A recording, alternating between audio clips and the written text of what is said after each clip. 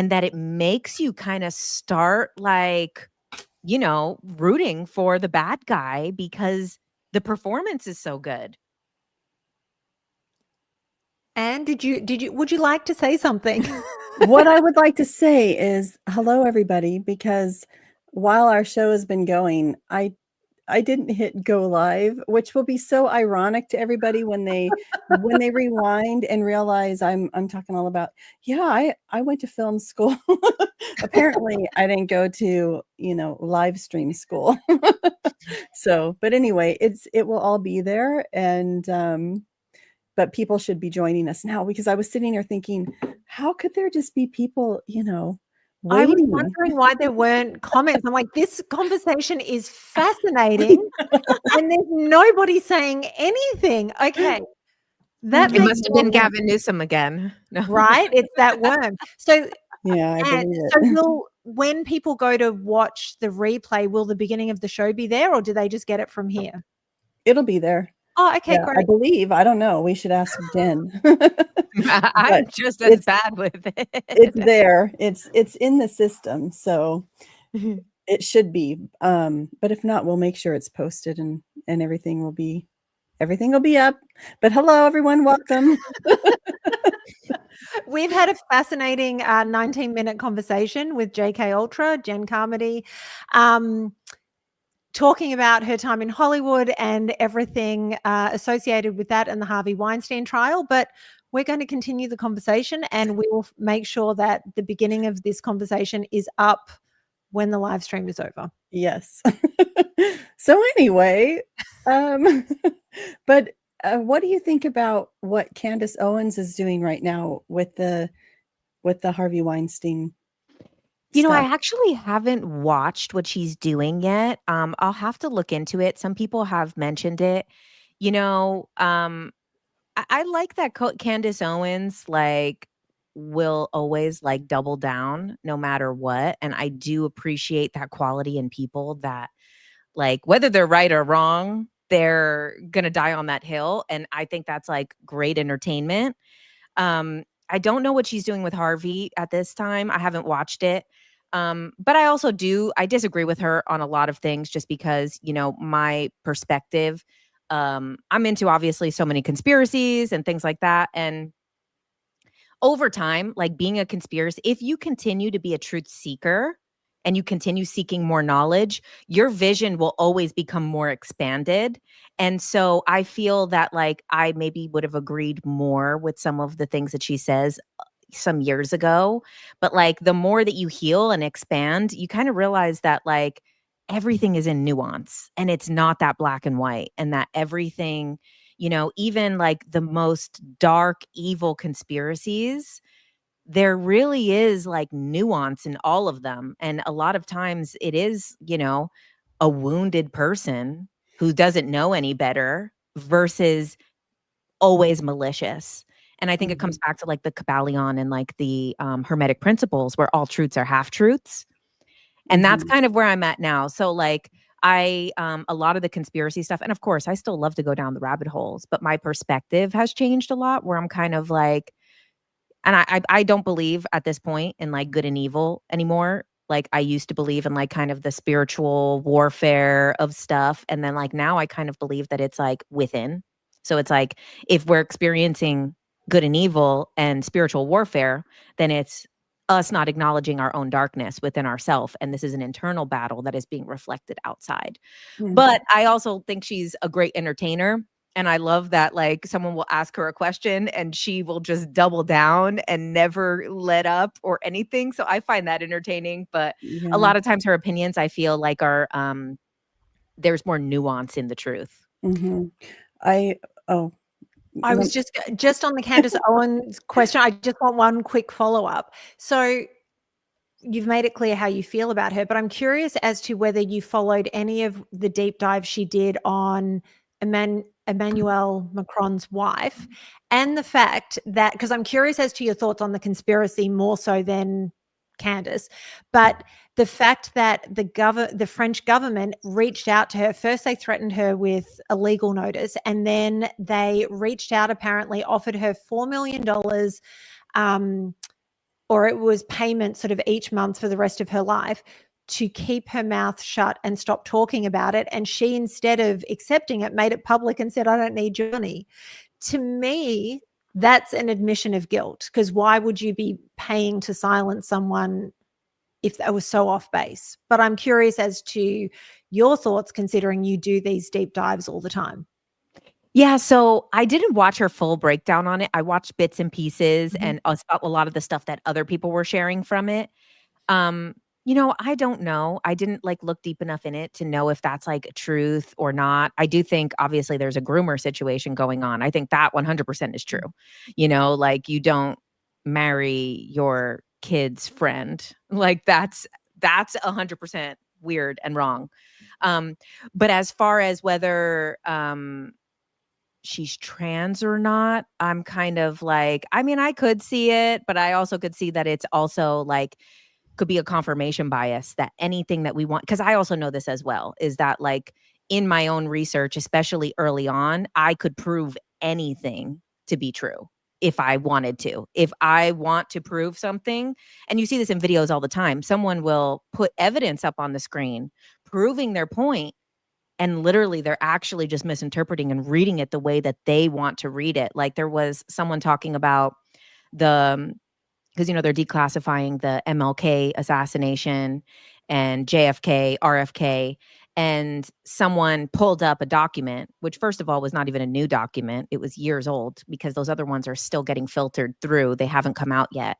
And the person was like, this is proving that MLK was basically created by the government as a psyop, and puts it on the screen and is reading the document. And as I'm reading the document, I'm like, those words do not mean that. But you can have such a confirmation bias and to see what you want to see. And it was talking about how he was a target. And the person's reading it as like he's a target of the people. And it was like, no, he was being targeted by intelligence and the psychological operations. So I do think, but I haven't looked enough into it to like have a real opinion of whether this person is trans or not. But I think that it's so easy because I've been there before. Like when I was very in my like certainty of my conspiracy, I was a little in conspiracy psychosis like 10 years ago. Like how people get into spiritual psychosis, I was in conspiracy psychosis 10 years ago. And I would go outside and be like, oh my God, the Freemason symbols, the Illuminati is everywhere, And Yeah. part of that is true. But then also part of it is like you can really see whatever you want to see. So I don't know. And I just think I think too, they always like royal families and elites and stuff, they will always silence any type of thing, whether it's true or false. They're going to do whatever they can to keep their name out of stuff because it always brings up other things that could be true. Yeah. I talk about this a lot with people who watch, what would you like on this show for the thumbnail, it says, we're curious about the unknown. So a lot of people are curious about things that are unknown, and they want to look for the reasons behind why things happen. But often, so if you happen to be watching something like you are watching the MLK files, right? And you've seen the documents, and so when someone goes to the point of you just misinterpreted it. And if you start at the beginning with with a fallacy, then the whole thing spins out into this weird direction. But it's too late because everybody already believes it, or it's already out there and it's a thing. It takes a life on of its own. So whereas I really appreciate people who ask questions and think outside the box, because within the academic world, there is a lot of asking the same questions and being very cautious, almost to a fault, where you continue to keep the same narrative going for years and years, and other voices just don't ever get heard. So I love asking good, unique questions and doing deep dives and all of that. But I feel like it should be mediated a bit with, but also, what else do we know? I'm always talking about the historical context, or that's not what I've seen. I know the truth. So, yeah, I don't know. What do you, so have you tempered what you do at all based on that? Yeah, and, and that's I feel like kind of the other side of it too is that, like what you're talking about with like the experts, the scholars, that has Mhm. been the standard of truth. And now with what we've seen over the last 5 years, that doesn't hold the same value that it used to. It used to be that you could just look to the expert, look to the scientist, look to the scholar, look to the whoever is writing the research papers and be like, "Oh, okay, this is the truth." Now we know very well over these last several years that that is just like some weird cycling of yes men who are all afraid to step out of line. And then we've seen some of those people, some of those doctors that did step out of line, and then we see what happens to them. So I feel like we're kind of the pendulum is swinging in the other direction where it was so much about the experts' opinions. Now, if the experts say it, it's like, oh, this is definitely a lie now. And we're Right. in like the other era of it. And I Yeah. feel like that's how we find the middle ground is like you can't know what the middle is until you've like found the edges. So I think that we're there, and I think it's great that people are all doing their deep dives. And then also too, awakening is going from one awareness to another awareness, and the time that it takes to go from here to here can be rocky, which is why sometimes people go through a little spiritual psychosis or a little something like that. Or sometimes you get into the place where you can't believe anything and it seems everything is a lie, because if your awareness went from here to really far out here, then you get kind of stuck in the loop that like, oh, nothing is true, nothing is. And this is even what happens with like the conspiracy stuff right now with like the Diddy thing. Like there's a lot of people who are like newer to conspiracies that are like seeing the Diddy stuff and they're like, this is a distraction. And I'm like, no, this is actually really going down. Like this is like actually real. This is like um and so then I feel like also it can kind of that like mind blowing where you go from here to here can become addictive like a drug a little bit, because there's no greater adrenaline rush or brain bender more than psychedelics than like finding out the truth and finding out that everything was a lie. That is like the biggest earth shattering thing that you can go through. But that Mhm. even itself can become addictive. So I think it's like important to for people to like see if they can find the source of the information, because I see things sometimes and I'm like, what the hell? How dare they? And then I start looking up and it's like not even from anything. This information doesn't exist anywhere else except in like a TikTok video, and it's nowhere else. So, I think that's kind of like the next step of it is, now we're at this point where like it's a collective mind blown that has happened. Epstein coming out, Diddy, all of these things coming to the surface, and I think it's just going to take a little bit of time for us to kind of find the middle ground of what the real truth is. And then also, I hope it inspires the experts to start stepping out of line too, because Mhm. those people actually, right now they're not in a good position because they stayed in line too long. But at the more that they step out, the more that like that level of being able to research and being able to communicate information is what's needed in these new awakened and truth seeker spaces. Mhm. Yeah, I agree. I just find since I started following all these things and discovering all these things, and you're talking about the mind blown and how it can affect you, I don't think I'm that person that disbelieves everything that's put in front of me, but I do sit back with everything and go, but is it true? There is that element of me which doesn't accept what's being told to me immediately. I have to wait and sometimes see how things play out or go and do some research. And while I think social media is incredible for bringing along people like yourself, Ian Carroll, all these people that do these deep dives and bring incredible information to the fore, there are plenty of other people that just want numbers, clicks, whether it be to make money or because it's fame and so it's an ego thing.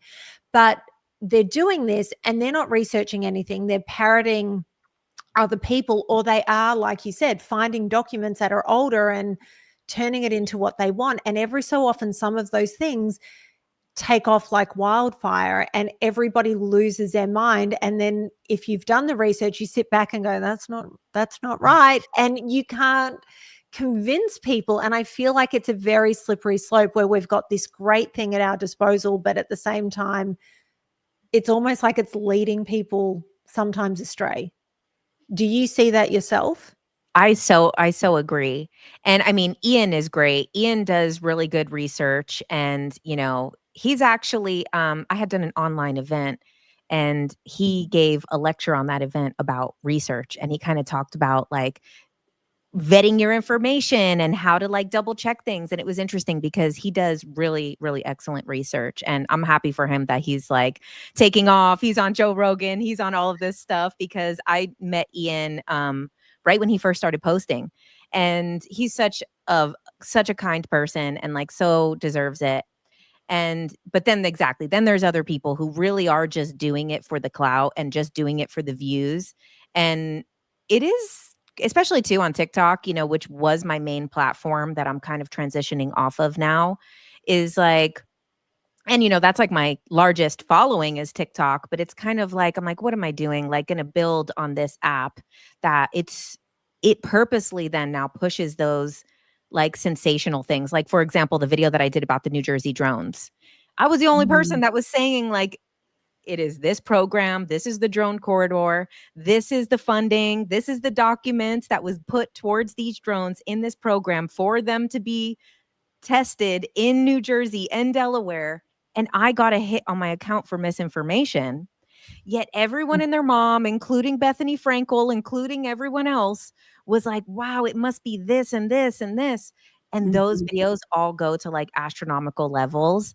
And, then that's like when I have to kind of pull back and use like my like greater understanding and my like spiritual beliefs of like, okay, my information is for the people that it resonates for. And not everybody really wants the 100% truth, even if it's boring. It's not aliens. It's not some foreign adversary. It is literally a ploy to get more funding to the military industrial complex. And, so it's like, that's what I have to accept too, is that like when these people really blow up with these like completely ridiculous videos that are based in nothing. And I'm like, but you know what? I guess like that's where a lot of people are at right now. And that's what's the wavelength that is on that they're being met at. And I'm like, and I just need to know that I'm on the wavelength that will meet with the people that are right on the wavelength of what I have to share too. Yeah, I think that there's always that wavelength. There's always the wavelength of people wanting the more sensational story, the people being distracted, and the real truth that's going on. What I think is fascinating as a historian is how much past people document the horrible things that they do. Right? So like even if it's not horrible, but they're documenting, in your case, the drones and where the funding's coming from and what's the purpose and all of that, right? But I mean, I'm wondering, because there's been cases as a historian where I've gone into an archive and I've thought, I want to tell this particular story, start looking at documents, and I'm horrified by some of the things that I see. And that's, I mean, I don't work on Nazi Germany, but I think that's an example of where people who are using those documents would go in and think, this is crazy, right? And it's where you get to that point of, it's because you were talking about sort of having some level of compassion or understanding for the other side, or that you can see how things can happen. But have you ever had a case where you've started investigating something and you've thought, I can't go any further on this. This is too horrible. Right. One thing when I first started posting was about the stuff with children and like people abusing children. And that was kind of when I first started posting information. I did a breakdown of the John Benet Ramsey series. Like I did a series on John Benet Ramsey, and that does go in that direction. There is a lot of dark, demented stuff, but that, it's such like a part of like pop culture at this point, which is so like grim, but it's true. And I felt also there was like a video that I had done, one of my first videos about false memory syndrome, and how they've used this concept of false memory syndrome in all of these different trials to discredit people. But there's a lot of evidence behind that. And when I started to go into that area, I had to actually like meditate and ask the Akashic records, like, what do I do like with this area of information when it's coming to children? Because there's so much stuff that I've uncovered, but then also like it's so dark. And it's like, does this really help the collective to shine light on this? What is the balance of shining light on darkness? Does it need to be? Am I the one that needs to do it? Is it somebody else? Like, and so that's probably the only topic that I've had that issue with. And the message that I got personally, and this is not for everybody, is that there's people who that is their purpose. That is their purpose in this lifetime, to focus on that topic and to uncover and to help people in that topic. And that for me, my purpose is more connected to like breaking down these concepts that are hard to understand in a very simple, distilled way. And it's like, kind of like, don't worry, like there's other souls that are here to do that. And don't feel that I need to go into that area, especially because then it's like super disrupting. Then I feel sick. And then I feel like I'm not even, and that's, kind of the other thing is, I think that's also why my opinion has evolved on a lot of things with darkness. Like, let's say all of the conspiracies of all the stuff. You could go into 100 different things. I have a bit more of a nuanced perspective now. And I think that's because that's a voice that is needed. It's someone to say, one thing I talk about a lot is, kind of the light worker topic. And it's like, it's easy to be a light worker when you're around a bunch of people who are all good people, all doing the right thing, and it's all love and light. It's pretty easy to be a light worker in that case. Or even if the person is Christian, it's pretty easy to be a Christian when you're surrounded by a bunch of people doing nice things. But can you really have the compassion and the love for the person harming the child, for the person in the war, for the person that is doing the bad thing, for the person who is harming others? That's real light work. That's really like walking the path of Christ, if that's what someone wants to do. And it's like, that's where I feel like kind of a little bit my being able to put things into like clear words is more needed in that area. Is like, we could hate these people who do this stuff, and it's very easy to, especially if they do it to children. It's very easy to want to end these people. But everyone is a part of God. Everybody is a part of the universe. There's only one. So they are also fractals of the one. And how do we really change these things? Do we change these things by eliminating these people? And it's just a cycle that's been going on for thousands of years and is never going to stop, like a virus on this planet?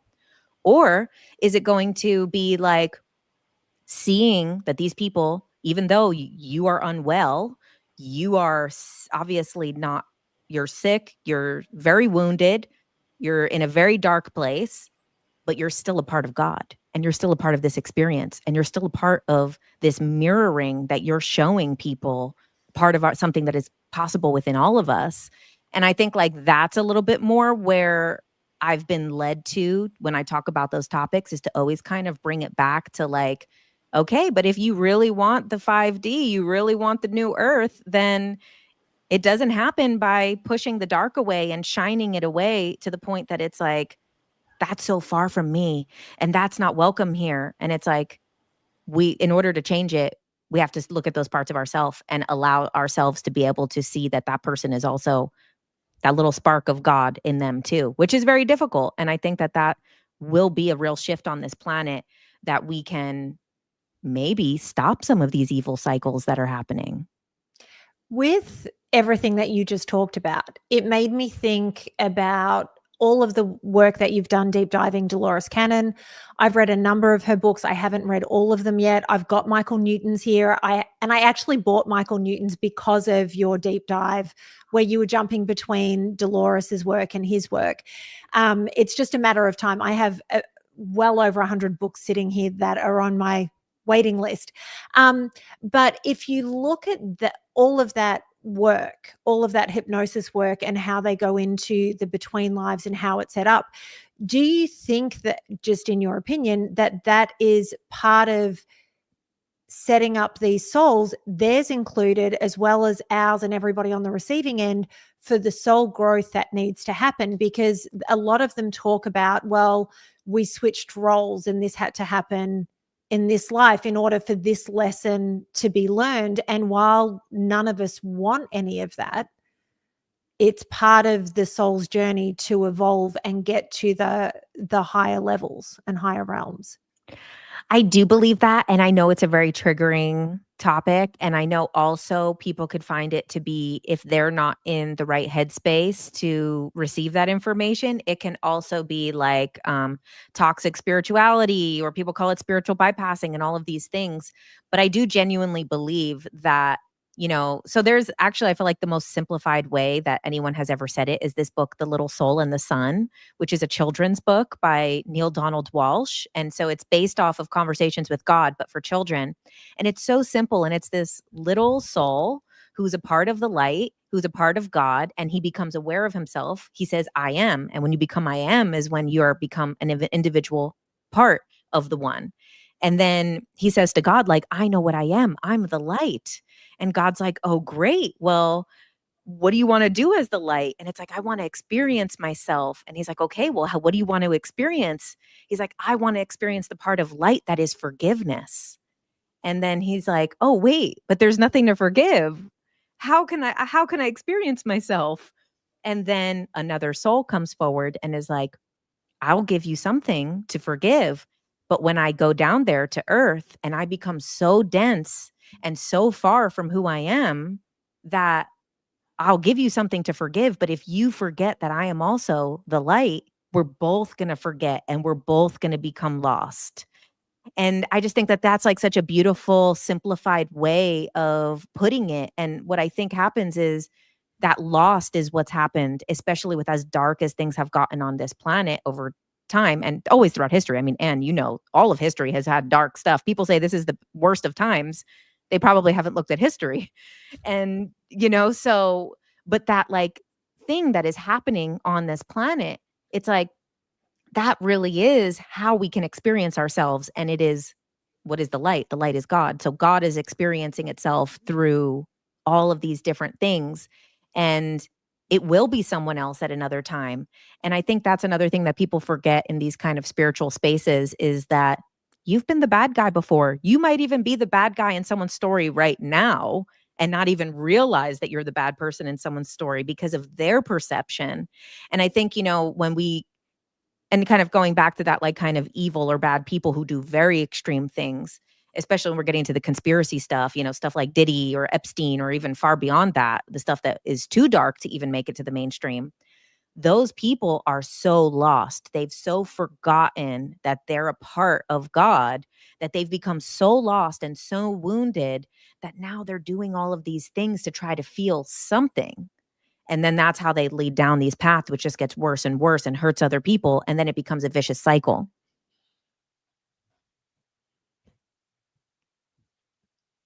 Sorry, I was muted.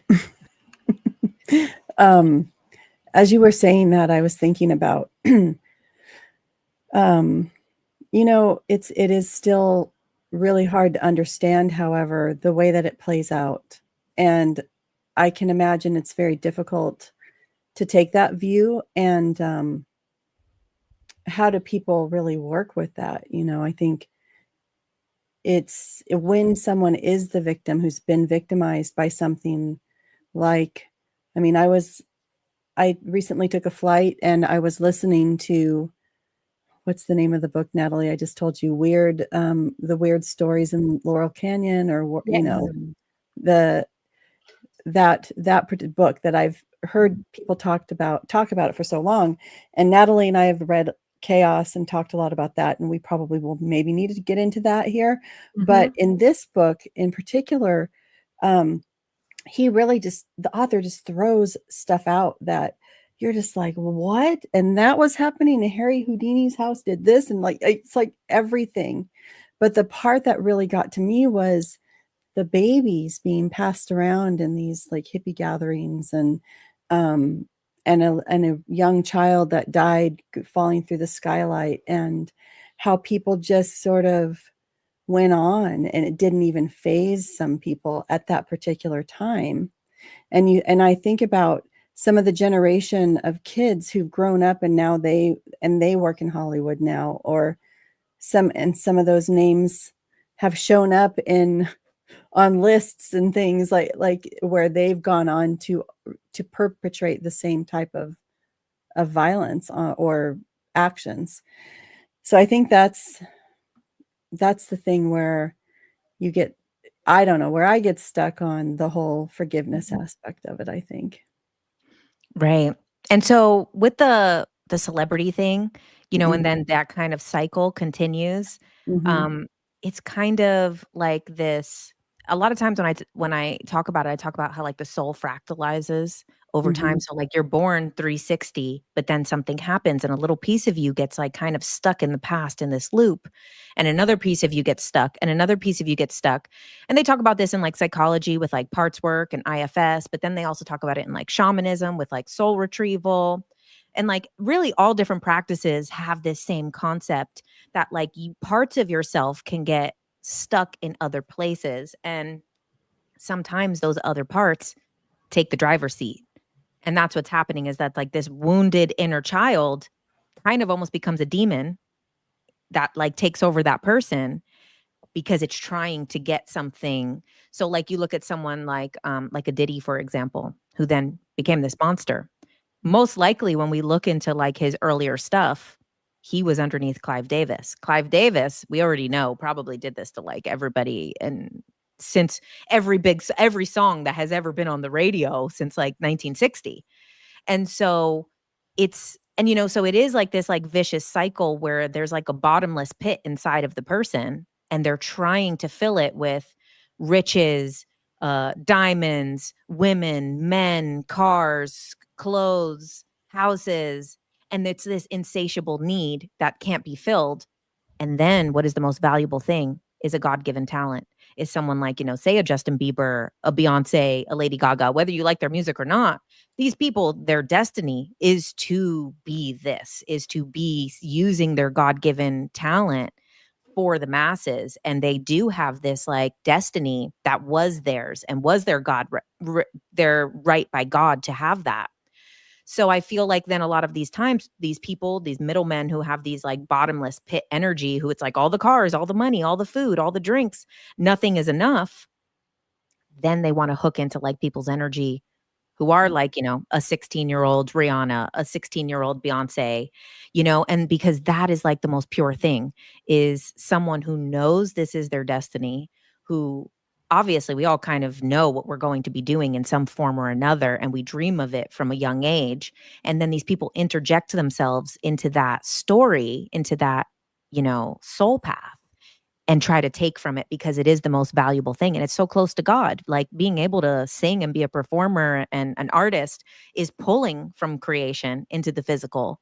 Mhm. So then it becomes this vicious cycle. And so that's kind of where, with especially the celebrity stuff, that I find myself, of course, part of me is also like, rot in jail, Diddy. I hope you're detoxing from your drugs. Like part of me like gets like ramped up on it and is like, you'll never see the light of day. But then the other part of me that is like, okay, no, but we are all one. What part of me is this? What part of me is this? What part of me is this? And then I'm like, okay, like at the same time, this was once a child. Everybody was once a child. And there's a like some people will be abused and they'll do the right thing and break the cycle.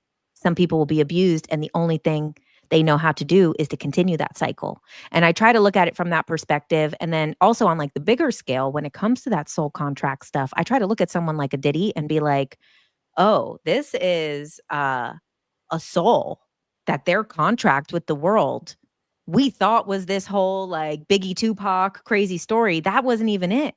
His contract with the world was to actually shine a light on like this dark thing that needed to come to the surface. And he's the soul who brings it out and who is the guy who does it. So as evil, and this kind of comes up in the Dolores Cannon stuff where they ask her about stuff like all of these like evil dictators and things throughout history. And they're like, well, what about this person? How is there no hell? How is this person not punished?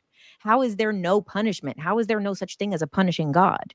And these people, in a way, also kind of do something at the same time. Like, say, the example that they gave in the book is about like Hitler, for example, which I know this is such a triggering topics that we're talking about, but the concept, obviously, what he did was the worst of the worst that anybody has done in modern history. And there's no doubt about that. But then this soul also kind of led to this uncovering of stuff. It led to, what we believe on like one side of the unknown, which is this is what led to the UFOs coming. When it comes to Dolores Cannon's work, this is what led to the 3 waves of volunteers with new types of souls incarnating on this earth because of all the devastation that was happening. In the science world, this led to quantum physics and the atomic bomb. This is what also led to so many things with like human rights, civil rights. The whole changing of perception of a human life came from this. So it's like that the most like dark, evil thing that somebody could ever do also has this twofold outcome in the big picture if we can look from a bigger picture. So I think similar with Diddy, all of those horrible stuff he did now is allowing the average person to be like, wow, we looked at these celebrities like they had it all. They had it figured out. We want to be like Britney. We want to be like this one. And now we're like, oh my God, it's like a curse to be like these people. I feel bad for these people. Like, growing up looking at someone like Britney Spears, that seems like that's the goal. And now we're looking at all of these people that we looked up to and we're like, oh my God, that's literally like kind of the worst life you could imagine. Yeah. There was, just following on that topic, because I think this is a different perspective and probably on a smaller scale. I haven't read this in one of Dolores's books, but maybe it's just because I haven't gotten there yet. But I watched an interview with her and she was talking about forgiveness of the people that do really terrible things to us in this life. And this sat with me because my younger years were really difficult. I've been in an abusive relationship. I managed to get out of it and thankfully not repeat that cycle. But she talked about people saying, why do these people come in and why do they commit these horrible acts against us? And she said, often we have a soul contract and it's somebody from our soul family that's doing it to us. And they do it because they want to do it for our soul growth, for their soul growth, but they want to do it from a place of love. Even though it's not what it feels like on this earth, they're doing it for our betterment, and they're the ones doing it versus somebody outside of the soul family, because it would be so much worse if it was coming from that place. And that has always sat with me, because when you have been with someone who does physically abuse you and knock you out, rape you, do all these things to you, it is hard to find that place as a light worker to be like, okay, I forgive this person and not carry that anger. And I'm a big believer in, you have to let the anger go, and forgiveness is about you, not the other person. And then recently I sat with somebody who is very spiritual. They work in that field, and I have to be careful with what I say here so I don't expose who they are, because there was something that they talked to me about, and essentially they witnessed a murder that was just horrendous. And they talked to me about it, who it was. It was somebody very close to them, and what events took place after that. And I shared this sort of theory, or what Dolores had said, and that completely changed their perspective. And if you know anything about the relationship that this person had with the other person involved, there is very clearly a very strong soul bond and karmic bond between them. And so there's a reason why they chose to do this together in this life. And do you look at that as sort of two parts of the same thing, just on different scales? Or what's your opinion on that whole topic? I totally agree. And I think, that there's also like kind of this big question between free will and destiny, and how much is predetermined versus how much is our free will. And of course, we're never going to know what that like exact percentage is. And kind of the way that I've come to understand like how much is predetermined is kind of like that is like the blueprint, but then there's different ways that it could play out because of free will. So there's some events that are like, say, for example, something lighter than that, which is like, say you want to learn heartbreak to learn forgiveness, then the heartbreak could come through, cheating, through someone moving away, through someone not being in love with you back. Those are like the different kind of brush strokes of how that could play out, and that there's several different people in your life that you're contracted to potentially teach you this. Or if you don't want to like really accept and heal from it, then you might play all three of those out with all three of those people. And that, so I feel like the free will versus destiny is kind of this little fine line that we're always playing with. And I think when it comes to stuff like that, like a lot of times one of the big lessons that they say is a soul contract is loss, because loss is one of the things that we can only really experience here. When we're on the other side, there's no such thing as death. There's no such thing as loss. You can never be somewhere and never be connected to that again. That doesn't exist. So these are some of the things that we can only experience in this realm, in this kind of game of life. And so usually loss is a soul contract, and the way that we experience it. And then some people, experience repeated loss. And that might have been a lesson that they very much wanted to learn in this life. Although my perception has expanded a bit over the years of like, and I say expanded because I don't want to say higher or lower, because I'm kind of trying to get away from a lot of that concept where people kind of think like, oh, you go up in the ranks in your spirituality or you understand higher souls. So I'm trying to get away from that language of just like, maybe it's just like a little bit, the perspective comes a little wider of like seeing more of the picture.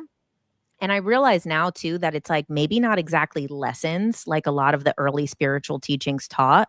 And it's really just experience.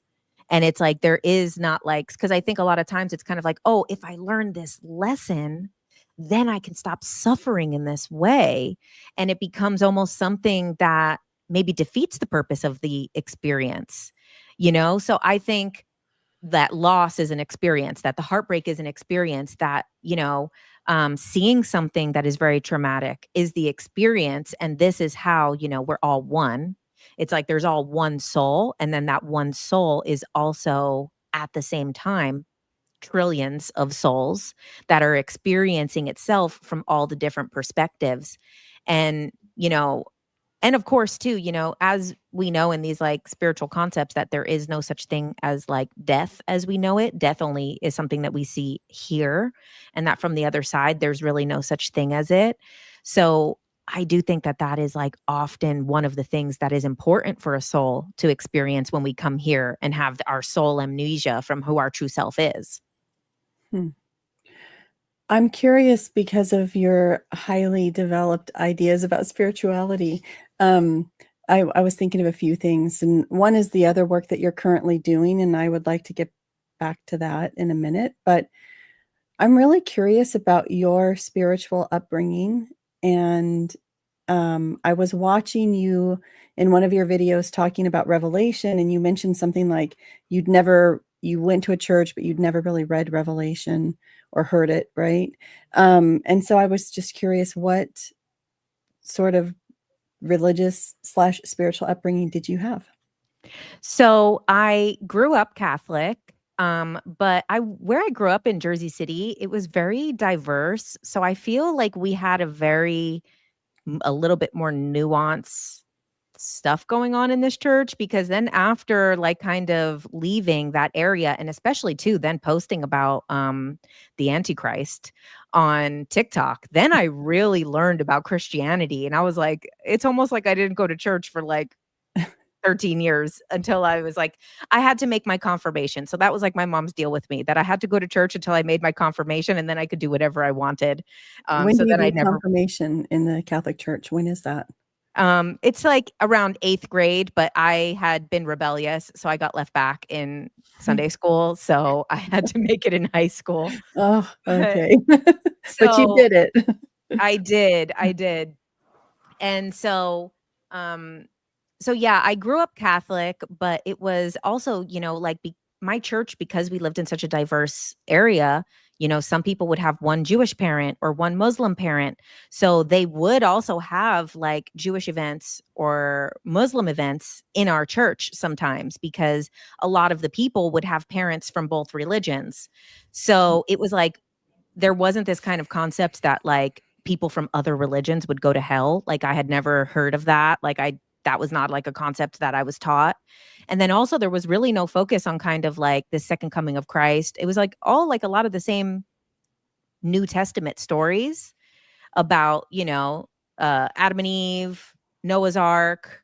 It was just like very basic. So I didn't, it wasn't the church that I went to wasn't really that fixated on Jesus specifically. And it was not so much about like Jesus being the savior. It was more so, and also in Catholicism, you could be forgiven for your sins by just going to confession.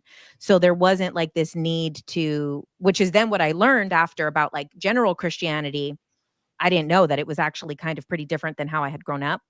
And then on the other side, my dad's mom, my grandma, so she was like very into witchcraft and like spell work and kind of more towards like the baneful magic. So kind of more like hexes, curses, things carved, people's names carved into stuff all over the place, Ouija boards, like a lot darker stuff. So, and that stuff works. Like I saw what would happen to those people after. So I was very afraid of spirituality growing up because Wow. I was like, oh no, like that will make you sick. That will make people die. Like that's the bad stuff. And so and then I had my UFO experience at 5 years old with my whole family. So my kind of interest was more towards aliens always. And then I was a very rebellious person. I was all like, like punk rock and like anarchist and stuff growing up. So I was very like anti-government, anti-establishment. But that was more like my area. And then it really wasn't until I moved to LA in 2012 that I started to get more open to spirituality, because I kind of saw the alien stuff and all of that as very separate, because I was actually afraid of like, well, what happens? What if there's like demons that are, and so but yeah, I didn't really fully resonate with the church stuff. Mostly when I was at church, I was like looking under the pews, going in the closet, like looking for stuff. Like I was always doing everything else except like paying attention to what we were Yeah. doing. Church is not a very fun place to sit, I mean, most of them with the either pews, or some of them have just like the chairs, like folding chairs. I don't know. It's just not a fun place to be. The But church I went to was very beautiful though. So like that was yeah, like one thing that I liked, because it was like an old school Catholic church in Jersey. So like very like Irish Italian. So it was like very like gorgeous. I loved the way it looked, but mhm, I kind of didn't resonate too much with a lot mm. of what I had been learning. But it's crazy that you had that other side of a was it your grandmother Yeah. who was the witch doing curses on people, or Yeah, and there was a lot of, like, scary stuff with that had gone Mm, on. So and a lot of people in my family would, like, see ghosts, and obviously we all had this UFO experience. So there was always this, like, element of the unknown, which we were, like, super into. Like, every Thanksgiving, like, my whole family would do, like, ghost stories. Like mhm. I will say with the ghost stories, I used to see things and well, I say used to, still do.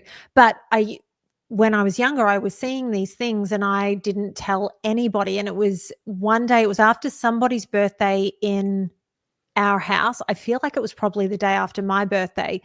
And some family had come round to finish eating some of the food that was there because there was so much of it. And we're all sitting around the dining table and the stories started coming out about who had heard what, who had seen this, who had seen that.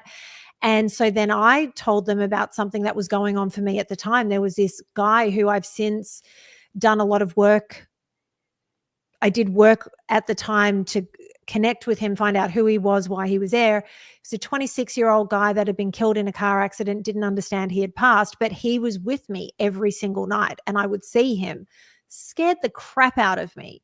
But all of a sudden it opened up that conversation with my family. And I was very lucky that we were raised Catholic as well, but we didn't have to go to church all the time. I never did my communion or confirmation, but my mum was connected to the spiritual church and we always had these people over, and this is in the 90s, where we had mediums and psychics and people coming over to do meditation, and everyone thought we were freaking nuts, but that opened it all up. And I think when you're able to have any sort of connection to the spiritual realm when you're younger, it kind of creates a a foundation for you to move further. Even if it scared the daylights out of you in the beginning, you had an understanding of it once you started moving in. What was the catalyst for you once you came to California, which got you over the line? So I think it kind of started to happen maybe naturally with like crystals and stuff like that. But really, the big thing for me was like conspiracies was a big part of my awakening. And that's why there's like many different avenues of awakening. Sometimes it is spiritual, sometimes it's conspiracy, sometimes it could be loss, sometimes it could be traveling to a place in the world, sometimes it could like be as simple as like doing yoga that brings the awareness from here to here. And so it was kind of like a crazy story. I was working in this weed shop, and there was a guy that always used to come in who he was like a white Rastafarian guy.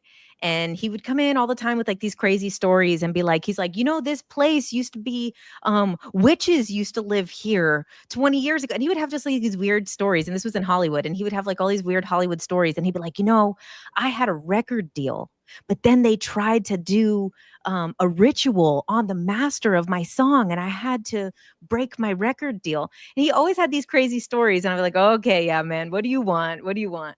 And then one day he just like starts like, I don't know, I like engaged with it. And he's like, don't you know, everyone, this has been going on for thousands of years and everybody's in on it. And he's like, he's like, look it up. Every single president is related from the same bloodline. One bloodline has run this planet for thousands of years. And I'm like, oh, this one's in on it and this is in it. He's like, everybody's in on it. And we start arguing. And like, I literally and it's funny because then I became this person. I became him. But like, then I'm like arguing with him. I'm like, what do you mean everybody's in on it? I'm like, this one's in on it. He's like, everybody's in on it. Don't you know? And he gets so revved up and crazy that like I physically take him and push him out the front door. And I'm like, all right, that's it. You need to get the hell out of here, man. And like I take him and I push him out. And as I'm slamming the door in his face, he's screaming, they have a map of Atlantis. And he kept telling me, he was like, just look up the president thing. Just look up the president thing. And I was like, okay. So when I went home, I was like, let me look up this thing about, are all the presidents related? Do they all come from the same bloodline? And then it was like a gust of wind inside of my brain that did not stop for like a year and a half. And then I was like, oh my God, the Illuminati reptilians, they're feeding on us in the fourth dimension. Like I became this guy, like, and then that's when I started to kind of more so step more towards the spiritual, because they were like hand in hand. There was so much overlap with like the star seed stuff and souls. And then that's when I started to kind of venture into both. And, now, I'm more a different perspective on a lot of the conspiracy. I see it a lot as more nuance. But then I was like with the stuff with like the reptilian thing, I was like full hardcore believing that that is 100% the truth.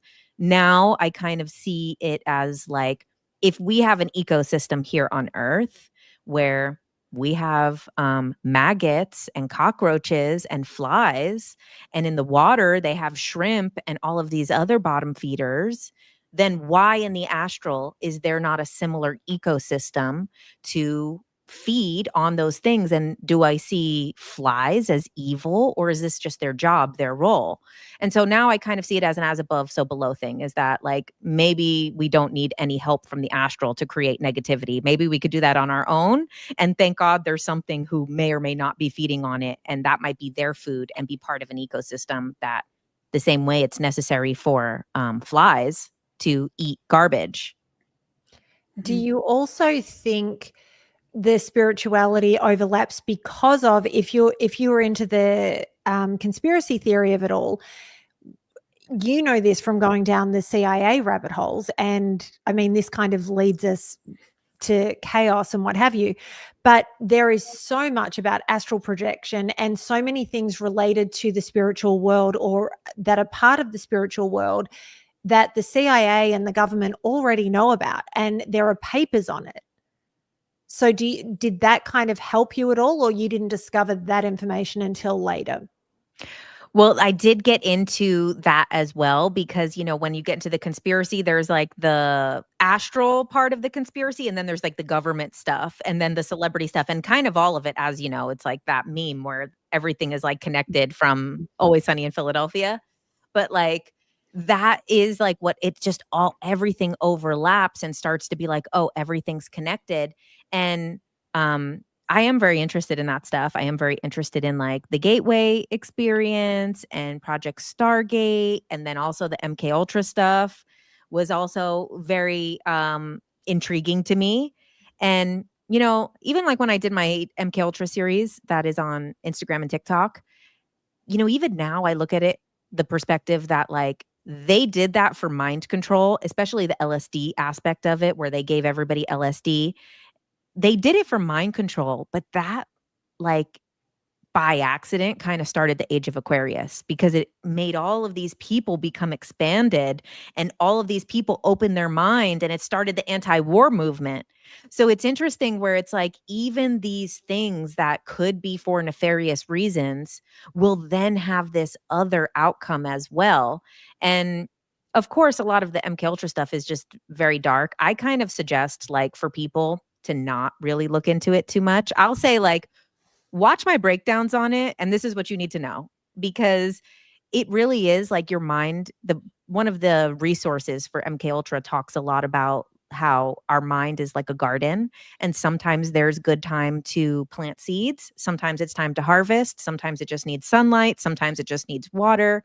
And like when you go into like these mind control stuff, it's like this is trauma-based mind control, and we all have trauma. So it's very easy to see similarities within ourselves because it's based off of a natural human experience that we've all experienced, whether it's, capital trauma T or lowercase t, everybody has big and small traumas. So then it's also tailored to break and reprogram a mind. So there's a lot of people that I've seen in these conspiracy spaces that when they start venturing into that stuff, their mind was not in a place to be planting seeds. And you can really kind of do a little bit of damage where some people start to believe it happened to them, which it's very easy to read this stuff and believe that it could have happened to you, because then it's also like, oh, you wouldn't even remember if it happened to you. And so, I am very into it, but I try to be always careful in sharing that type of information in a way that is more grounded because, so I also do the QHHT, Dolores Cannon style of hypnosis. And one of the things that came through in one of my clients was two people can say the exact same information, but if one person is grounded and the other person is not grounded, one person will sound crazy and one person will say something that is so crazy and sound normal. And so it's really like important to like when sharing that type of information to be in a grounded place. And if like someone is not grounded, they should be really careful to even look too deep into it because it's very easy to kind of lose control of your own mind because the mind is very fragile. Yeah. Sorry. I often have thought about that. And I think that one of the things that happens sometimes, especially when you hear people talking about their encounters with aliens, I'm trying to think of when I've heard that recently. Or you'll hear people talking about, like there's a woman who wrote a book about knowing Lee Harvey Oswald, and she says she had an affair with him. Do you know who that is? I can't remember her name. I don't know. I don't know who that is. I have to look into that. But I heard her being interviewed, and it's like the part of this whole thing is that the mind control aspect can be used so that people can't get their own truth out, right? And so if somebody really did witness something or know something, their minds can be messed with so that they sound like they're crazy. And it's almost as if I kept listening and thinking it's almost like she's programmed so that anytime someone starts to listen to her, she can't get the thoughts out. And I mean, that's what I guess if you start to look into the MK Ultra, you can start to really think about mind control in general and just how much it can be used as a technique so easily to really control what people are doing and even what we're thinking and how we communicate. And I feel like the only way against that is to become really good at grounding in your own truth, right? Right. And, you know, that happens a lot even on a more, like, normal level that, like, someone who's a victim of assault or anything, that person can oftentimes, especially when it happens in childhood, it's very easy to become addicted to drugs or it lead to other traumatic things, or it lead to them being in sex work or them doing this or that, which then causes more damage onto the person. But then that person can be like, well, this person did something to me. And because of all the trauma that they've experienced, that could have then led them to other situations, it almost discredits them as a person. Like, there's so many times people have come out and then they're like, oh, well, that person just does drugs. And it's like, well, maybe they did drugs because of how badly they were abused. And this was a coping mechanism. And I think we're just now starting to get to this level, because when we look a lot of these old cases, especially if you look at like these old Netflix or their Netflix documentaries and stuff about old cases, it's like jaw-dropping how people didn't believe these people because of something small. Like, there was one where it was like a trial of this woman who had been taken advantage of, and then it was like all the cops were just like, "Yeah, well, women like stuff like that sometimes." And it's like, now we have the awareness to be like, "Oh my god, of course this woman was acting out in this way. She was abused." But then it was like on the surface level, people couldn't even see past that. So it's like, it is the same thing with even like the MK Ultra stuff, that it's like a lot of these people, of course they're going to sound crazy. And it's like, and it's such a fine line with those things, you know, but now I tend to, you know, when we go back and look at these things, I'm like, oh my God, it's like in all the cases, all the trials. If you look at anything from the past, you're like, oh, obviously this person was telling the truth.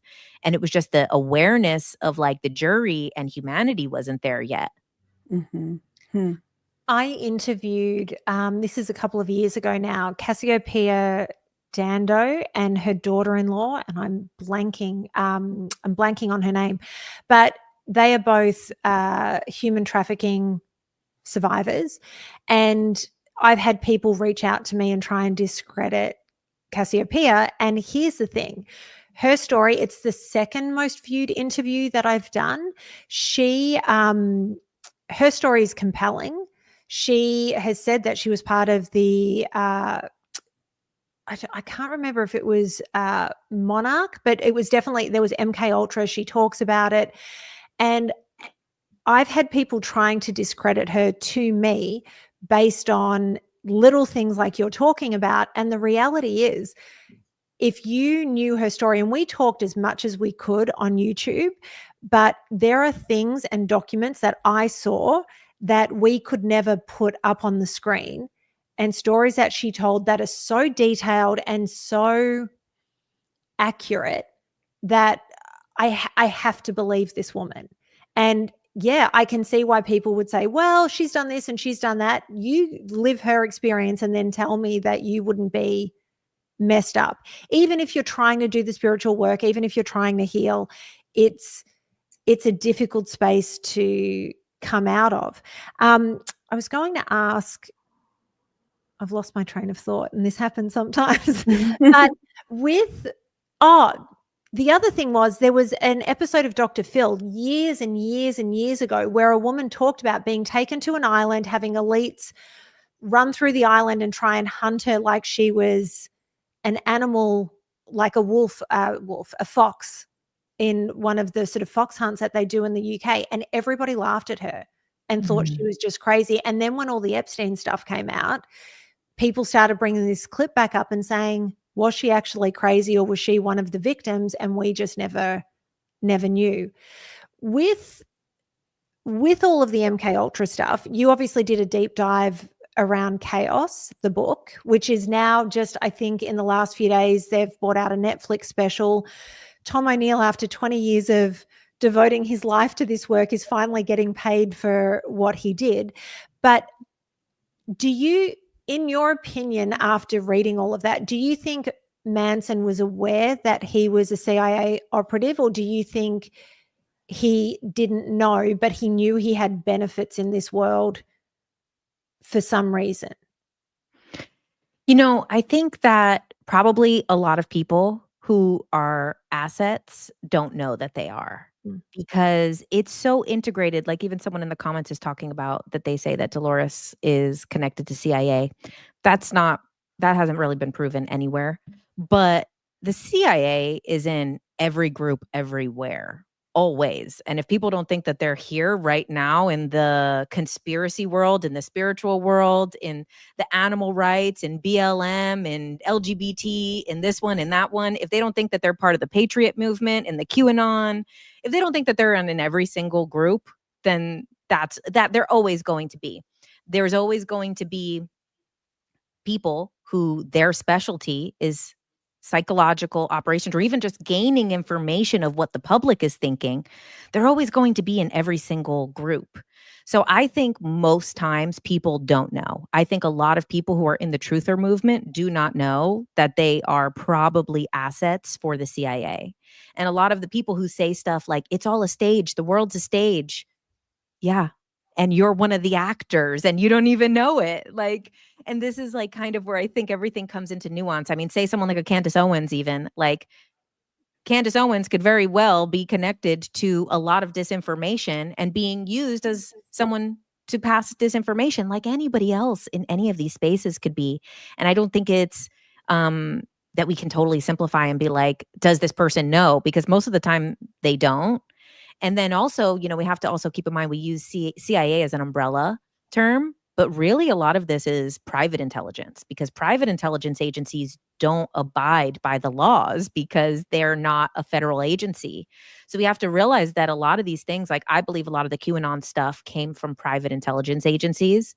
And, that, but always, we also know in this like conspiracy world that there's like an 80-20 rule, that if they give you 80% truth and 20% lie, you believe it 100%. If they give you 80% lie and 20% truth, you believe it as a lie and discredit that. So this is like these operations that have always been and always will, as long as we have this type of system. And then even without this system, there will still be private agencies. So I think it is an oversimplification, because it's also the same thing like Robert Monroe working with CIA to do the Gateway experience. But the Monroe Institute is an incredible institute that like does incredible work. And then you look at like people who are doing the remote viewing, there's incredible work being done with the remote viewing. So I think it's hard to kind of fully say one or fully say the other.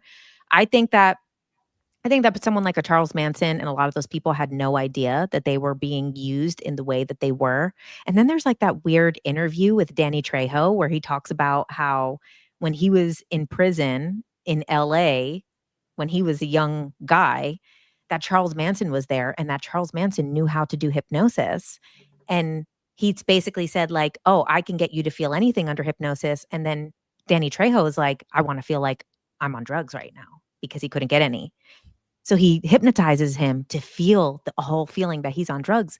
And so it's interesting, like obviously someone taught Manson that, but who knows, was probably not in an office of a government building. It was most likely a friend hanging out that was like, oh, hey, I got this like cool thing. Let me show you how to do it.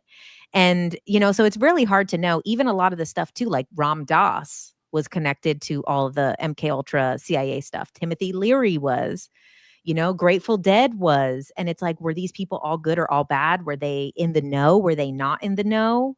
Did they kind of suspect something? I mean, too, especially if you're a conspiracy theorist, it's pretty normal to get worried that someone in your life is like an op or something. Like, like, especially a conspiracy theorist, you start dating someone, you're like, did the government send you? Or are you just perfect for me? Or am I being love bombed? What is it? Oh, so these rabbit holes can get way too deep and too windy. Okay, so I don't personally think QHHT is satanic. Yeah, no. But I don't know. I guess I'd like to hear more. I'm curious about why someone would say that. But I actually do want to know more about what QHHT is and how you came to decide that you wanted to study that sort of therapy. So could you tell us more about that? So QHHT is quantum healing hypnosis technique, and it was created by Dolores Cannon, and it's the style of hypnosis similar to Dr. Michael Newton and Brian Weiss, but what makes it different is that you actually call in your higher self to speak and answer questions for you. So instead of it just being a regression or between lives, you actually come with a list of questions, and then we call in the higher self to answer those questions for you. And depending on the subject and depending kind of maybe their connection of how deep they can get, you can even ask questions about like grander topics, which is how Dolores got all of her information from all of her books, is the transcripts of these sessions. Now, not everybody is an ideal subject to get the answers of the universe. Some people, their higher self, the best thing for them. And the number one thing is healing. So the number one priority is healing. A lot of people come into sessions wanting like, I want to know the answers of everything. But really what they need is to like heal and forgive and to like understand why their parents did this or that. And that's what they need out of the session. And that's like more common than getting the answers of the universe. And now for me doing it, it was, I was into Dolores Cannon's work, and I was specifically really into the Nostradamus books. And so in the 80s, she had regressed a client. Client went to a past life where she was a student of Nostradamus. But Nostradamus realizes something is happening, and he realizes that this person is connecting to the future. And so he's like, oh, good. I wanted to connect with the future. I need you to get a book of my quatrains so that I can translate them for you. The girl comes up from the hypnosis and was like, whoa, what the hell? I thought this was a past life regression. That was like simultaneous time because he was communicating directly to us. She said, I'm scared. I'm done. I'm not doing any more of this. And she left. So then Dolores had to find another client to put under, which was like her main subject for most of her books. And then she started using a different technique where she would basically kind of bring them to the Akashic records and be able to connect through the Akashic records to speak to Nostradamus. And then it's a 3-series of books where she translates all the quatrains and says, this means this means that. But really, like, the interesting story is what's happening kind of in the background of this. And then it starts to come about the Antichrist. And so he starts describing who the Antichrist is. Now, I started like binging reading these books in 2020 during the lockdowns. I've never read anything so fast in my life as I read these books. And I start becoming obsessed with, well, who is the Antichrist? And me being the researcher that I am, then I believe that I figured it out. And I'm like, now I'm petrified because I'm like, well, if I know who the Antichrist is, do I have to kill him? And I'm like, this is so like, and I'm like, no, why would I know this information unless I'm meant to do something with it? So then I'm like walking through life in like a haze of like, what am I supposed to do? I'm so scared of what am I supposed to do with this information? And so in the book, they kind of describe several tarot cards as different figures, some the Pope, some the Antichrist, some these other major players, so that they could really understand the archetype of what these people were and like more information that would be able to come through with just the archetype of tarot. And so they give like the cards that are the Antichrist, the cards that are the Pope. And one of them was the reversed Hierophant. And so I was so afraid of what I should do with this information. And it was during the lockdowns and the world was crazy. And it seemed like it was like the end of the world. And like I hadn't left my apartment in days. And I was like, okay, there's 78 cards. And then they could be reversed or not. Double. There's over 100 and whatever options. If I pick the reversed Hierophant, I'll do it. I'll do it. I'll take the Antichrist down. And so I pull I'm like shaking as I'm like trying to like pull the cards. I'm like, just please don't be this card because I don't want to do that. And I'm like, what if I'm karmically tied to the Antichrist for all of eternity? And then we keep coming back and doing this again. Have we done this before? And then, so I flip the card. Thankfully, it's not. But what was it? What was it? It was actually the Hanged Man, which when I went back to the books later, I was mistaken, and the Hanged Man was actually the card for the Antichrist. So thank God I was mistaken. Sometimes the universe, like, you know, sometimes the universe will like show you like the wrong time because, and you're like, how did I get all of this wrong? I looked 3 times. I think it was like divine protection that I had been completely wrong of what it was, because I did actually get the card that, and the reversed Hierophant was obviously the Pope, When I went back and looked after that, I realized where I was wrong. But thank God that day I was wrong. And so I'm like, okay. So then I kind of got like the revelation that I was like, oh, thank God. I'm not supposed to kill the Antichrist. Thank God. I'm supposed to use Dolores Cannon's work to like teach people and to find out more information. And I'm like, maybe I'm supposed to learn her method and get more information about like what's the new stuff. Cause this book is from the 80s. And now, you know, we're in 2020. There's new information that needs to come through. So I'm like, oh, thank God. And then I go to put the deck away. And as I'm putting it down, the bottom card is the reversed Hierophant. So then I'm like, well, now what? And so then I get scared and I'm like, no, let me just go and look on like online. Let me just go look at Biddy Tarot and let me just get like a neutral, simple perspective of what I need to hear right now, because I'm not in a state to be interpreting anything right now. And what it said on like Biddy Tarot, I believe, what it said about the reversed Hierophant, it said the subconscious mind is trying to communicate with you. Seek out a hypnotist. And I was like, oh, well, there it is. So I'm going to learn QHHT. I'm not going to do anything crazy. I'm just going to learn how to do this hypnosis and see where it leads me. Then what's crazy is I had done it on friends. I wasn't really offering it as a service at the time. I was just doing it on people that I knew. And then in the beginning of 2022, I posted on TikTok about Ghislaine Maxwell. It went viral. And then I was like, oh, I'll post about the Antichrist. And I post my Apocalypse series, which tells the whole story of combining Revelation with Nostradamus, with the Lady of Fatima, with all of these prophecies that are about the apocalypse, comparing them. Also in the background, telling my story of how I thought I had to kill the Antichrist.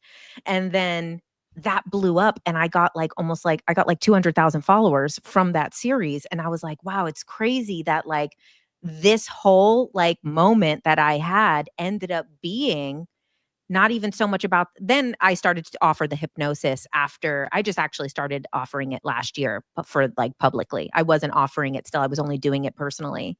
But it wasn't even it was about the hypnosis, and that is a beautiful method. But really what it was like, that was like to bring me to my purpose, because I was not posting with the intention of doing this work. I just did a challenge with my friends. I had gone through a breakup and my friends were like, wouldn't it be funny if we made TikToks? And I'm like, yeah, let's do TikTok. And then I was like, okay, look, we're going to post for 30 days straight. And then I was like, I don't know, I'll post about conspiracies.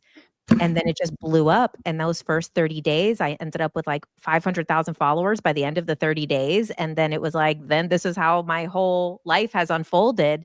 And it is really all I have to thank the Antichrist for it. Did you ever name who you thought the Antichrist was? I didn't. And that was because I asked the Akashic Records, like, what was the right thing to do? And they said, like, don't. Like, that's not the point of all of it. And that, like, of course, and I get DMs every single day still. Years later, I still get DMs every day. Please tell me who the Antichrist is. I do still feel that it's the person that I thought. Okay, that was my next question. Were you going to ask her to share who she thought it was? Because I'm sitting here thinking about, I remember, I guess the pandemic was a really great time for us all to explore these things, right? Because I was also reading Dolores Cannon's Nostradamus books, right? But I'd never finished all of the volumes. So I was sitting here thinking, wait, did I miss that? I do remember her talking about the Pope and, all of that. But over at Highvibe, I remember at one point, David was showing a video of who the Antichrist was. And I was sitting there because I'd seen others that people would send occasionally and it would be some theory about who was the Antichrist. This one, we were both sitting there like, oh, it is him. Oh, wow. I didn't see it was that. so convincingly presented, every little aspect that even me who's no, they're trying to brainwash you with that. Like, let's really pull back and look at all the details. And I was thinking, who did David think it was? I'm not going to share that information. I don't know if has he put that out there. No, I don't. There could be somebody out there who runs out and says, I'm going to go kill that person. That's like the concern is that, there is that vigilante person who, and the Mm, thing is, so what it does say in like the Dolores books through Nostradamus is that this is this person's destiny. And mm, similar to like we talked about all of these bad things that then lead to something good on the other side of the spectrum, this is also what they say the Antichrist will do is that it unravels, and they say the apocalypse doesn't mean the end of the world. It means like the translation is like the like unraveling of like information that was never known.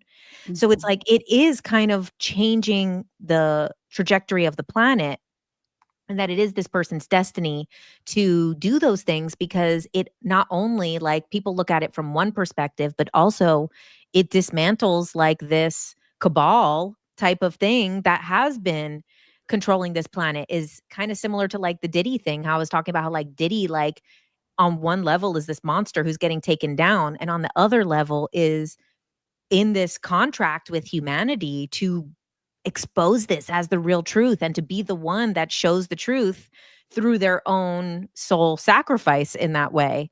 So I do think that this is similar thing with the Antichrist that, but I think a lot of the videos about Antichrist, I definitely want to see what David said, because one of the other things is, and I know he didn't read Dolores's stuff, and so much of the things that he breaks down with Nostradamus 100% aligns with all of the stuff that came through in the Dolores books from, dates. And he talks about like the 10th planet that is going to be discovered in those books. They say by 2040 another planet is getting discovered, and that it rules I think Libra. And basically, like, it's so crazy because when I've seen him do these Nostradamus breakdowns, it is so parallel to the things that came mm, through. And obviously I know he didn't read those Dolores books. It's just mhm, because the yeah. way that he can like has such a gift to decode Yeah. Nostradamus. And it's amazing that the way he figured it out from the preface and using astrology. Right. And it just makes so much sense to me. I mean, as a historian of that period of history even, it makes a lot of sense that it would have been about astrology because astrology was behind so much of so much knowledge, and so much that we consider now was hidden knowledge was actually even just a little bit before Nostradamus's time. That was what you had to know if you were an educated person. And the Bible's full of astrology as well. And I always Mm. bring that up. We need to have a show on that sometime, Natalie, that just there's so much numerology and astrology in the Bible. Wow. I mean, David's whole talk at Conscious Life Expo this year was about Nostradamus and his predictions and him decoding it and he showed his work. It was really, really mind-blowing to just sit there and be like, okay. And this is what David does. He sits there and just gets lost. So he's a researcher in the same way that you are and Carol is. He just does it in a very different way. Did you have a favorite Dolores Cannon book? I do. I have 2. So I love Between Death and Life and also Mhm. Keepers of the Garden. So Keepers of the Garden is, I feel like if people are going to get into Dolores, the Between Death and Life is very similar to Journey of Souls, and it's really about like between lives and karma and those type of things. And then Keepers of the Garden is one person's story of basically discovering, kind of like the history of the planet in a way, and how, these they don't call them grays in the book, but the more that like you research these different like alien species, and I'm very connected to grays, so like it is talking about grays in that book of how they kind of see Earth as a garden. And some people like to let their garden grow wild, and some people like to prune the garden. And that's just the way they see it, is they're just doing a little pruning. The first one I read was Between Death and Life, and I just loved it. I mean, it's a book with over 300 pages, and I don't even know how quickly I got through it, but it was almost immediately. I love it. It's so like a beautiful, easy read. And, And I love Keepers of the Garden too. Keepers of the Garden is such a beautiful, easy read. Some of the other stuff, like a lot of people like to go directly like Convoluted Universe series. And I don't suggest that. I think Convoluted Universe is a little like, that's all the stuff that was too crazy for all of her first books. So it's like people jump in there and then they kind of, and it's like without that foundation, it's easy to take a lot of those things out of context. And that's where stuff like the background people come up and like the NPC stuff come up in some of those books. And that is when people hear those concepts, it could be very triggering if you don't have like a basis of a lot of other information first to not make it seem dehumanizing or, dangerous, that people would say. So as an NPC, I know Natalie and I talked about that idea of NPCs and wanted to bring that up today. So here's a question. Is an NPC always an NPC, or they're just an NPC in the timeline we're living out, and then they have another timeline? I think of the film Everything Everywhere All at Once. Did you see that? I actually didn't. Everybody always comments that I need to watch it. Yeah, where they kind of jump from one timeline to another, and the same people are there, but in different manifestations. And then I know that concept of that we reincarnate with our soul groups. And so I guess, there could be a soul group that we're living out, and then there's other people in other soul groups. But I've heard different theories about, people will say, well, no, the NPCs are like a lower evolved human, and their job is just to be in the way of Natalie when she's trying to get to the studio. I was actually thinking of that exact example. So just before you answer this, Jen, because I will just expand and then I want to hear your thoughts. Because one of your most viewed videos on your YouTube channel is a TikTok that was taken down. It's just over 5 minutes, and you're talking about NPCs. And I'll let you talk about what they are and what they're not and all of that. But that video of yours made me think about, whenever there are days where I'm driving down to the studio and I get incredibly frustrated by people that sit in the left lane and decide to do under the speed limit. They're unaware that they're holding everybody up. They're doing the same speed as people in the lanes next to them. It makes me crazy because it's more dangerous to go around these people.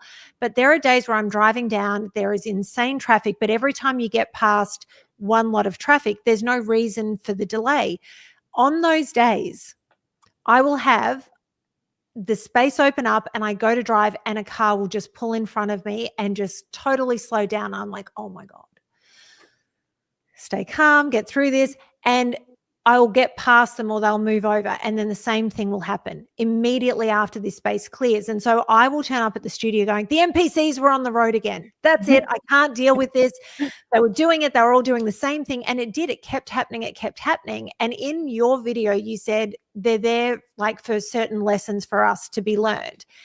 And I do find that now, having a deeper understanding, when this starts to happen, I breathe and just go, okay, this is a universe saying you have to slow down.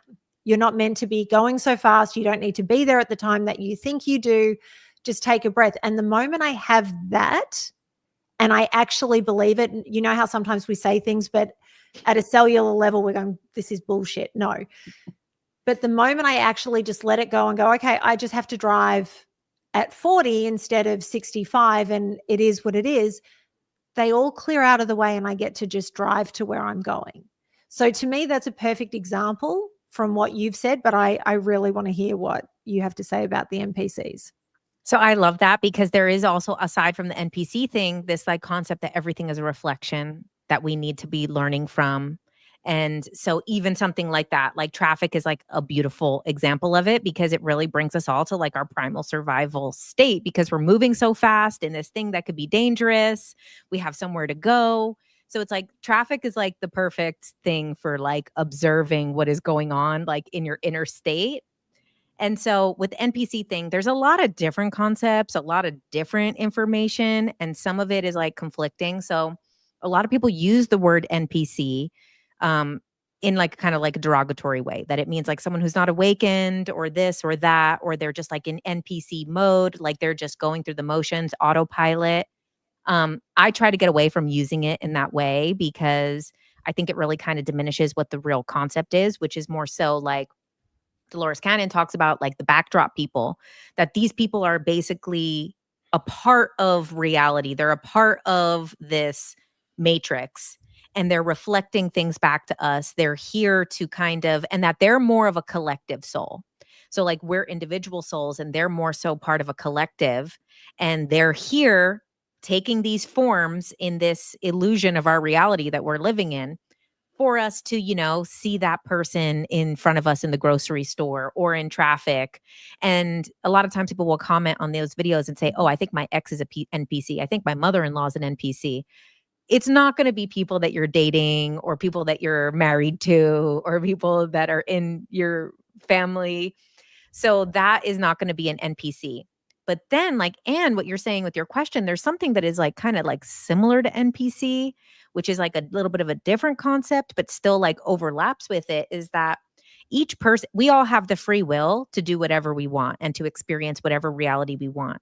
And when some people make the choice that they want to live on their highest timeline, they want to live in their purpose, they want to live in alignment, they want to live in a future that is healthy and happy, they might actually break off to live in a different reality than some people who were in their life. And then we see, like, you make a big leap of like, someone says like, I'm going to move to LA and pursue my dreams. All of these people from your old timeline will start to disappear out of your life, because when you shift timelines, those people don't evaporate into nothingness. They still continue on, but their main player character is now on a different timeline. And it is almost like an NPC version of themselves. Another parallel reality of themselves is what you experience for the lessons that you need. So then we can see, like, maybe like an example in our life where we made a big decision, could be, say, getting divorced. And then those people all from that old relationship and friends and their family all kind of dissolve out of our reality. And then maybe occasionally we see them pop up on Instagram or pop up at the store, or a sister of an old ex or something pop up. And then their version in our reality almost becomes like a parallel version of them that is a lesson for us. And they become kind of something in our reality that we need to see, because their main player character is continuing on that other type of timeline where they don't live in their purpose, or they don't live in their alignment.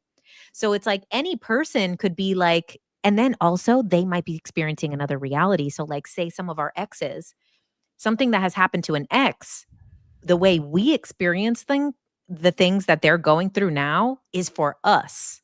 But we might be experiencing something else in a parallel version in their reality. So like, they're the jerk in this one and bad things happen to them after breaking up. Well, then maybe in their reality, you did bad stuff to them after breaking up. And now you're the bad guy because that's the lesson that they need for their soul. So that does kind of fall into the NPC thing, but I think it kind of goes a little bit more towards the multiverse because it is still connected to like a real soul. It's just a parallel version that is not the one that they're perceiving. Yeah, but we know that's not true, that all of our exes were the wrong ones. So, next theory.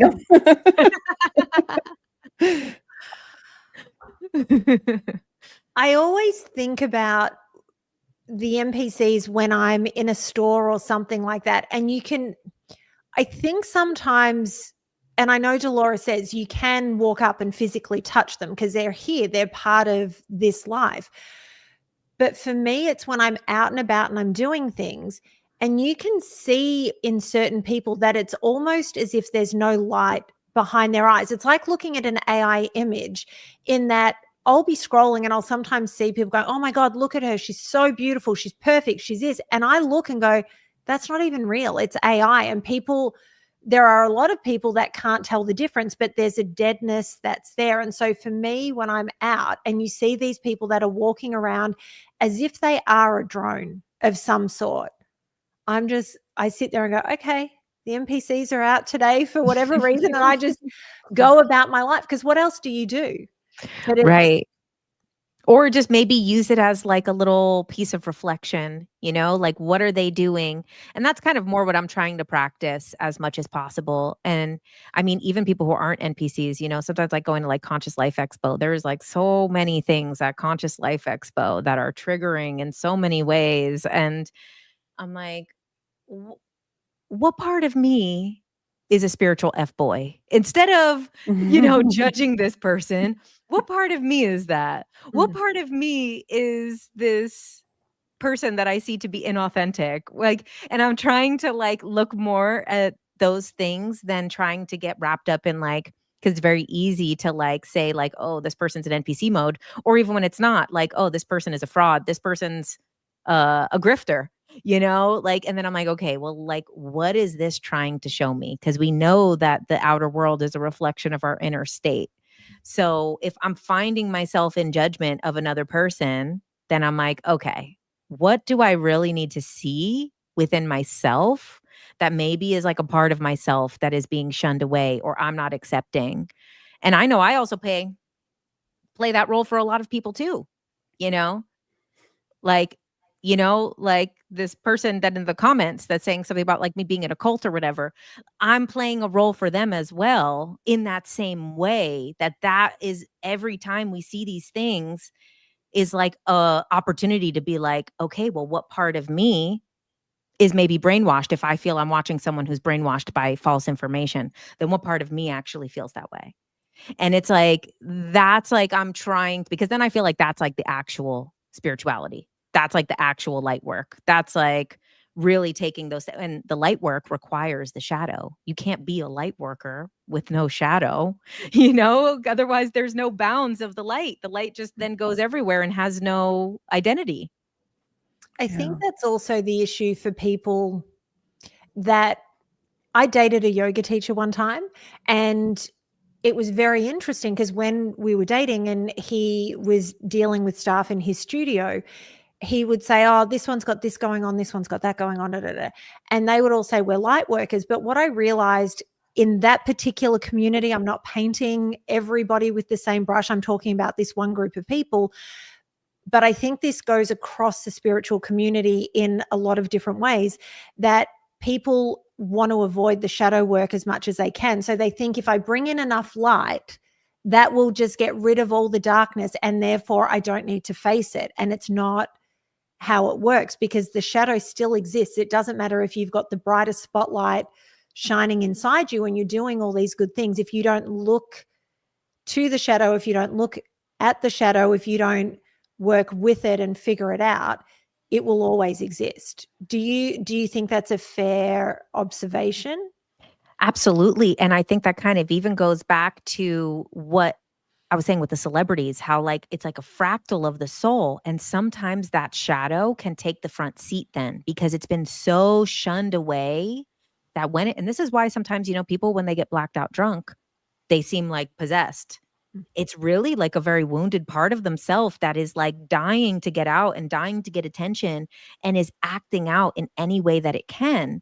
And so like, I think that, I mean, shadow work is very powerful, but it is very scary. Like I went through like a super dark shadow work journey last year of like, and one of the things, like, I think like kind of one of the greatest things that I got out of it is like, a lot of times the shadow is like portrayed as like, oh, these unsavory parts of ourself.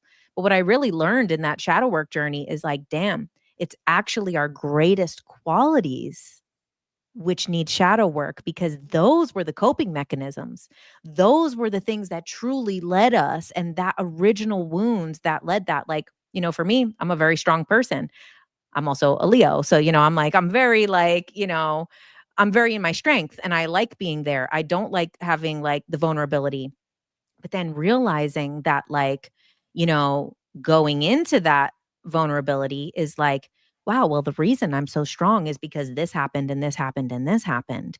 And those things need healing. So a lot of times people, when they talk about shadow work, they talk about the unsavory stuff. And I actually think, look at your best qualities, the things you love most about yourself, and then see the true origin of why you became that way.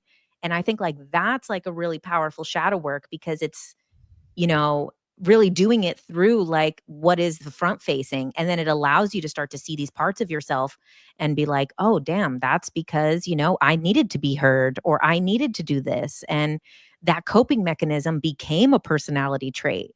And so, and I mean, it's very powerful, like, because we have everything is like in like the hermetic principles, you know, they talk about like the maybe it's the principle of rhythm, where like everything, like the pendulum basically goes as far in one direction is as far as it will go into the next direction. So if you don't allow yourself, and this is one thing that, you know, has been so helpful for me, is for over 30 years of my life, I never allowed myself to go into the depths of like darkness, of like deep depression, deep sadness, those things. So I was very lucky to be emotionally even. But then I realized, like, wow, the more that I go into these depths, the more that I can experience the highs of deeper love and deeper happiness. And it actually is like a pendulum. So going into those depths is not as scary when you realize that it actually can swing equal in the opposite direction. And you can have true happiness, you can have true love, but it's harder to have those things if you're not allowing yourself to feel the shadow aspect of them. Mhm.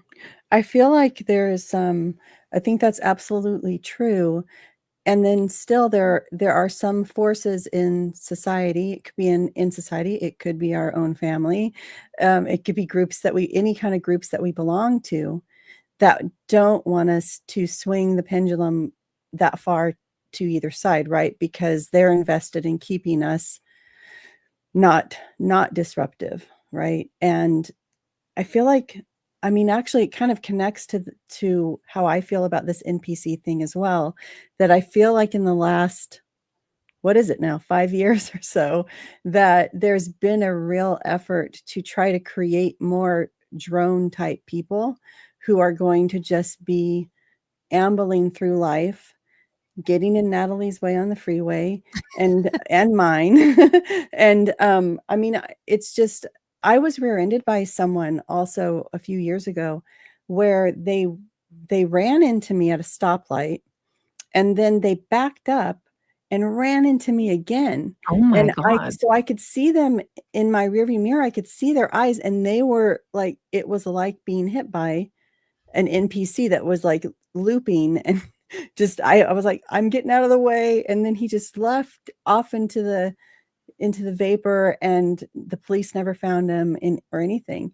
But it was just that moment where you start to see that through fear programming or whatever it is out there, that there are people who are not experiencing the here and now, or I don't know what's going on. I mean, what are your thoughts on that? Is there a force that is invested in draining our energy or creating more people like that? And, you know, I used to be a very big believer that there was like dark forces that were, you know, kind of doing spiritual warfare and things like that.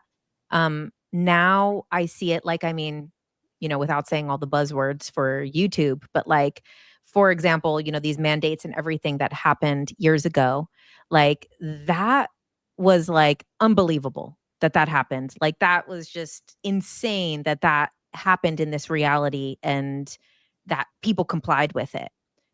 But, you know, and that definitely seems like a dark force that was doing something to humanity to try to change us, maybe biologically and energetically and mentally. But then when I kind of look a little bit from like a bigger, more bird's eye view, I'm like, wow, but look at how many people that propelled into their purpose, into using their voice, into finally taking a stand. We had all these people that were just in the grind, going to work every day. And then all of a sudden we're like, no, I'm a human being. I have a choice. You can't tell me what to do. I need to speak out. I need to do this. So I do think that because I believe in the one, I believe that we're all one. I believe everything is God, that the universe is God. So I believe that there is no equal force that is dark. And I believe anything that seems to be a dark force is a reminder of our light. And that's like, you know, when I did ayahuasca, that was kind of what was shown to me, as I was seeing like, you know, all these like Illuminati symbolism, all seeing eyes, satanic symbols, all of this stuff. And it was like, these things are not proof of darkness. These are reminders of light. And if you look at these things as proof of dark, you're forgetting your own light. When you look at these things, you're supposed to be reminded that you're God, that you're light, that this is something in you. And this is just a mirror to show you something.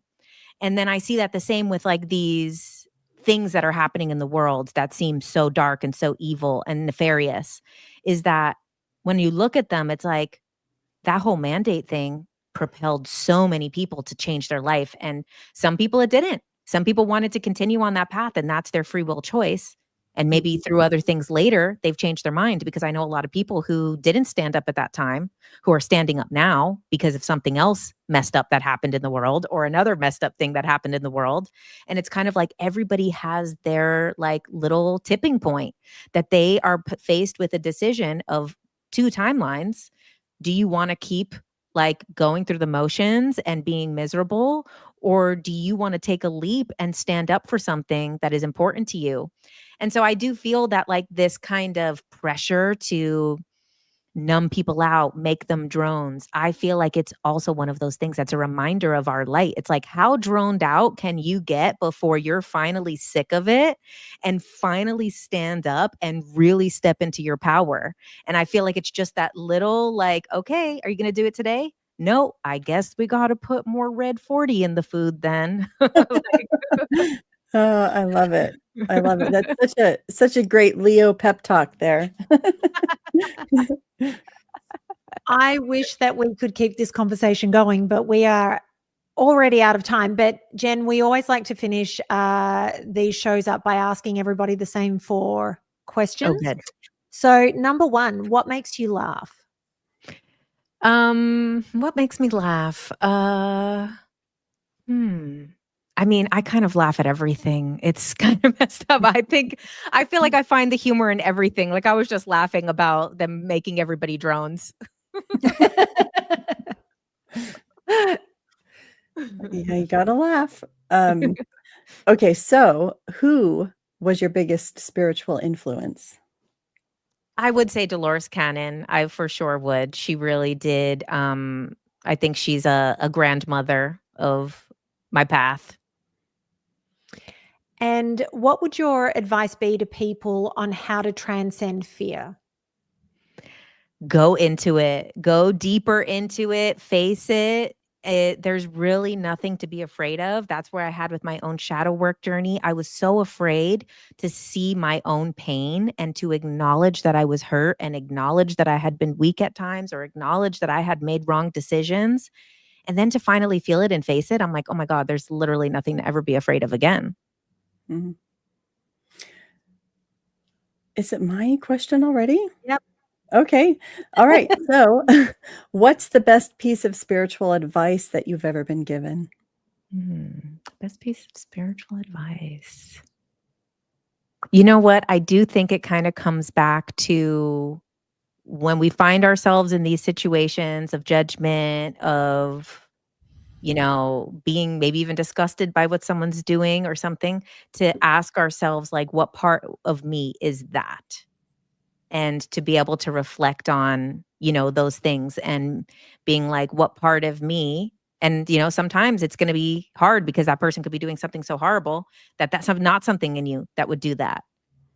But really go deeper and deeper and deeper. And you kind of do say, like, maybe in childhood, if I would have handled things differently, I could have become a monster like this person, but I chose not to be. And then kind of going back to that origin. So I feel like we can kind of always see some point of like, what part of that is me, or what part of myself feels that way that this person feels.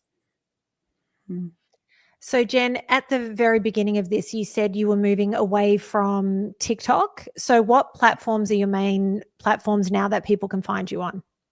So mostly Instagram. So it's JK_Jenn. I also do YouTube. So every Tuesday, I do a Tuesday night live at 6 p.m. Pacific. Every Thursday, I have a podcast now called Ultra Minds, where I interview different people. So that's brand new. That comes out on Thursdays. And then I have a Substack as well. So my Substack is a monthly subscription. There is also free content as well. But the subscription is, we do once a month, last Sunday of the month, we do a live group meditation, group hypnosis, where we kind of mix a little bit of like practical stuff, like let's overcome procrastination, let's overcome fear, let's go to the void, and things like that. So Substack is then where I have my exclusive content. Amazing. I will make sure I've got all the links in the description below so people can find you really easily. We are so grateful that you took time out of your day to join us for this conversation. It's been amazing. So thank you so much for that. For everybody watching, we are going to be back next Wednesday, the 19th, with Dylan, the human design maven, and we are going to be asking all the questions about human design. We thought it was important to get Dylan on, considering we talk constantly about human design here. So Jenn, thank you. And thank you as always. Thank you. Bye.